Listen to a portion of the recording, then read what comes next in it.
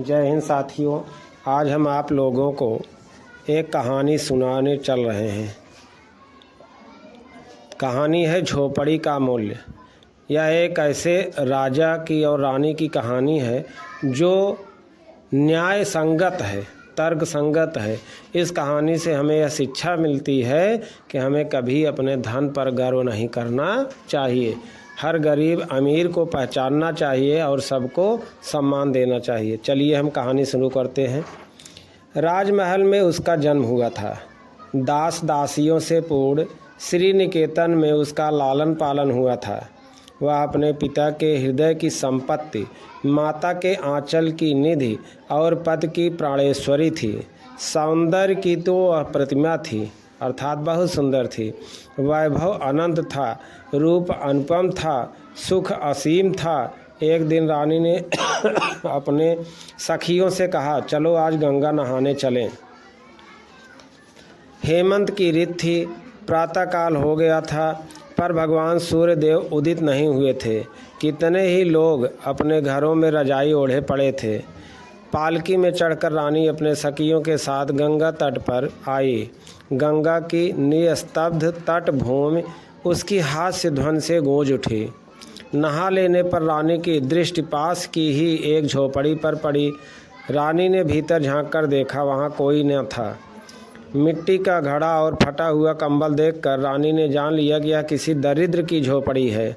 इतने में सब सखियाँ भी नहाकर आ गई। एक ने कहा, बड़ी सर्दी है। दूसरी ने कहा, यहीं कहीं लकड़ियाँ मिल जाए तो जलाकर तापें। रानी ने कहा, एक काम करें, आओ इस झोपड़ी को ही जलाकर तापें। रानी की यह बात सुनकर एक सखी ने कहा, नहीं ऐसा मत कीजिए, न जाने किस गरीब की है यह झोपड़ी। इसे जला देने से उस बेचारे की बड़ी हानि होगी, वह निराश्रित हो जाएगा। रानी ने कुछ रुष्ट होकर कहा, 10-5 रुपयों की झोपड़ी, उसके लिए इतनी चिंता करने की क्या ज़रूरत? क्या मैं एक झोपड़ी का मूल्य भी नहीं दे सकती? 10-5 रुपयों में मैं फिर एक नई झोपड़ी बनवा दूंगी। सखी चुप रह गई। रानी की आज्ञा से झोपड़ी में आग दी गई। घड़ी भर में वह जलकर राख हो गई। झोपड़ी में रहने वाला वह गरीब आदमी राजा के पास पहुंचा। राजा ने सब बातें ध्यानपूर्वक सुनी। फिर वे भीतर गए। रानी बैठी हुई श्रृंगार कर रही थी। राजा को देखकर रानी उठ खड़ी हुई। राजा ने कहा, रानी, तुमने आज एक गरीब की झोपड़ी जला दी है। वह बेचारा यहाँ दौड़ता हुआ आया है। क्या यही तुम्हारी समझदारी है? रानी बोली, एक झोपड़ी के लिए इतनी हाय तौबा, मैं नई झोपड़ी बनवा दूंगी।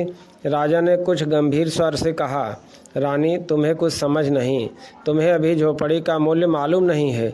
अच्छा, तुमने कहा है कि मैं उसके लिए नई झोपड़ी बनवा दूंगी, वही करो। जब तक तुम अपने श्रम से उसकी झोपड़ी नहीं बनवा दोगी, तब तक तुम मेरी रानी नहीं। रानी राजमहल से बाहर कर दी गई। पल भर में उसके ऐश्वर्य का और उसी के साथ उसकी शक्ति का हास हो गया। साल भर रानी बाहर रही। साल भर उसने परिश्रम किया। घोर वर्षा और कड़ी धूप सहकर उसे काम करना पड़ा। पास ही एक जंगल था, वहाँ से लकड़ियाँ बटोर कर लाती। उन्हें बेचकर वह पहले अपने पेट की चिंता करती, फिर झोपड़ी बनाने की। पूरे 1 वर्ष में झोपड़ी बनकर तैयार हुई। रानी अपने पद की मिथ्या गरिमा को भूल गई। ऐश्वर्य की झूठी महिमा को वह अच्छी तरह जान गई। उसने परिश्रम की गरिमा को समझ लिया। राजा फिर उसे अपने महल में ले आए। तो कहानी समझ में आई बच्चों?